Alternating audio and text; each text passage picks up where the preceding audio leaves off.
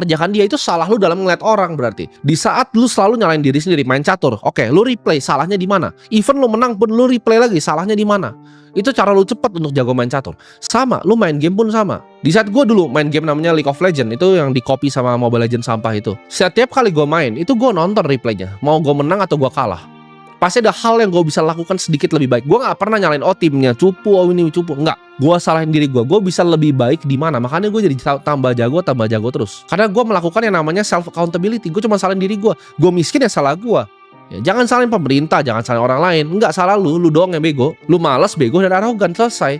Oke bu, lu bodoh, gimana cara gak bodoh belajar, ya kan? Malas, gimana cara gak malas? Ya atau lu mau tunggu lu jadi sampah dulu 2030 baru lu keluar dari kemalasan lu. Jadi lu kalau bisa lihat dunia ini dengan lensa yang berbeda, bahwa semua yang terjadi di dalam muka bumi ini, di bawah matahari, adalah salah lu akan jadi manusia yang superior dibanding manusia yang lain. Karena manusia yang lain tuh semua selalu cuma nyalain keadaan. Oh karena gua di sini, oh gua karena kurang hoki gua lahir di sini, oh karena gua nggak bisa begini, gua nggak bisa begitu, oh karena dia nipu gua. Semuanya alasan.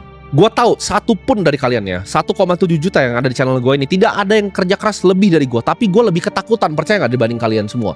Gue lebih ketakutan akan 2030 ini dibanding kalian semua. Karena ini gue tahu ini kesempatan sekali dalam 100 tahun.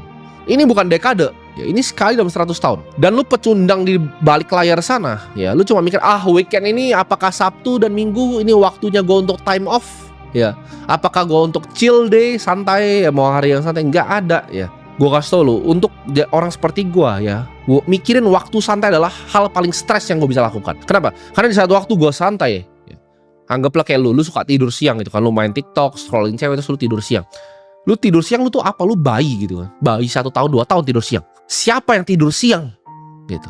Lu capek ya, kerja gitu. Gue kalau tidur siang mana, gue bahkan gak bisa tidur siang. Karena gue mikirin apa yang harus gue kerjakan. Gue kalau Tuhan kasih gue untuk bisa gak tidur, gue pun pilih untuk gak tidur. Karena sebelum tidur pun yang gue pikirin adalah apa yang bisa gue kerjain ya, apa yang bisa gue kerjain lebih baik. Karena ini yang gue pikirin, 2030 nya akan terjadi hal yang luar biasa gitu. Kalau gue gak persiapkan dengan baik, gue gak bekerja sekuat tenaga, gue 10 tahun kerja, 1 hari pun skip itu gak ada. 1 hari pun mau lu bilang gue, lu harus gak pernah ada 1 hari dimana gue skip gak kerja. Untuk lu survive ya, lu jangan kira dunia ini seperti apa yang lu kira ya. Ini beda nih, ada konstruk sosial. Jadi gue bagi manusia ini, ada 2 topeng. Ada konstruk sosial, ada binatangnya, ada hewannya. Dunia ini adalah hutan rimba. Antara lu berburu atau lu diburu, antara lu hunt atau lu get hunted. Jadi nggak ada di tengah. Jangan lu campurin nih konstruk sosialnya, orang saling menolong, tolong menolong, ini nggak ada. Ini hutan rimba. Antara gua buru lu atau lu buru gua. That's it. That's what happening. Banyak yang masih bingung. Oke, gue udah tahu nih 2030 gini, 5 tahun persiapan gue apa? Gue udah bilang berkali-kali, ya kan? Ini gue persimpel lagi. Fokus di 2 hal. 1 fokus di kripto, 2 fokus di AI. Lu fokus di sini, hidup lu akan selamat. Lu nggak fokus di sini, lu akan digantikan sama 2 ini. Ini yang akan jadi tangganya, gitu. Kripto ini akan jadi tangganya untuk lu nanti naik ketika hal-hal terjadi yang jelek itu datang di dunia ini. Tapi masih ada lu semua ya, dengan kehidupan lu yang miskinnya, ya masih tinggal sama mak lu di umur 40 tahun itu. Lu masih mikir, oh dia ini currency bohongan. Enggak, lu terlalu arogan dan terlalu miskin. Lu kira lu lebih pintar gitu dari presidennya US. Enggak. Donald Trump tuh umur 34 tahun udah bangun gedung mencakar langit, Trump Tower. Dia udah jadi real estate mogul, punya beberapa kasino. Umur 34 dia udah punya 3 kasino. Terus lu masih pikir, oh enggak lah, ini kripto ini scam, lu yang terlalu bodoh ya. Kalian mungkin ada yang skeptis gitu kan, atau ekonom dosen-dosen di sini yang mungkin ya kurang pintar lah ngomong. Oh ini apakah inflasi 15%? Masa sih, bukan begitu ya kan. Lu tuh kira gue itu kayak mau takut-takutin lu soal inflasi. Gue beneran peduli sama lu soal inflasi. Ini gue kasih tahu ya di sini ya, gue cinta sama inflasi. Nah bingung gak lu? Saya sangat cinta dengan inflasi. Kenapa? Lu bayangin deh, lu jadi orang yang cetak uang, oke? Jangan jadi gue, jadi orang yang cetak uang. Apa yang lu mau di dunia ini? Inflasi lah. Lu yang bikin uangnya, lu tinggal beliin aset-asetnya. Karena inflasi, artinya inflasi apa sih? Barang yang lu pakai dan lu beli kan makin mahal, ya gak? Jangan bilang gue takut-takutin lu.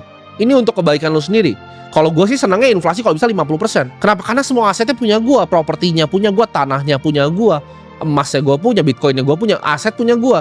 Lu punyanya apa? Punyanya cash. Itu yang kena orang kayak lu, yang cuma digaji bulan ke bulan gitu. Jadi inflasi itu bukan hal jelek buat gue. Lu jangan mikir kayak gue tuh anti inflasi. Kagak, gue cinta sama inflasi. Kalau bisa please ayo inflasi 20% biar miskin semuanya gitu kan. Karena kalau lu punya aset, yang lu pengen adalah inflasi. Lu punya gedung nih, yang lu pengen adalah apa? Inflasi. Lu punya misalnya apa? Apartemen, service apartemen 30 unit. Lu maunya apa? Inflasi. Biar lu bisa naikin terus harganya. Mereka kerja kayak buruh ya kan, dengan gaji UMR-nya itu, terus bayaran lu naikin terus harganya. Lu punya nih 100 rumah nih. Ya gue kontrakin semua 100 rumah gue ke orang-orang kayak lu, gitu kan. Jangan bilang kayak lu mah bohong tentang inflasi. Kagak, gue cinta. Gue tuh nggak harus ngomong kayak begini. Harusnya gue tipu kalian kan, kayak mereka yang di atas sana. Mereka tipu kalian inflasi 3% kan. Karena mereka tahu itu 15 dan itu bagus untuk mereka. Itu kenapa mereka tipu kalian. Oh enggak, datanya inflasi 3% itu buat tipu kalian. Kalau gue nih ngomong apa adanya gitu. Inflasi itu justru bagus untuk separasi gap antara si kaya dan si miskin. Karena inflasi akan sangat menguntungkan orang yang paling banyak asetnya. Gue cukup kasih tahu, oke, kalau inflasi ada aset apa sih yang bisa tahan di muka bumi ini? Cuma 2, bos. Saham tuh bisa dibikin ulang. Gue emiten nih, gue bisa right issue, gue repo, gue nggak guna. Saham tuh nggak guna. Lu cuma memperkaya yang punya sahamnya. Bandar saham tuh nggak ada, nggak eksis. Bandar saham tuh owner sahamnya sendiri. Kenapa gue tahu? Ya gue kenal semuanya, owner emiten.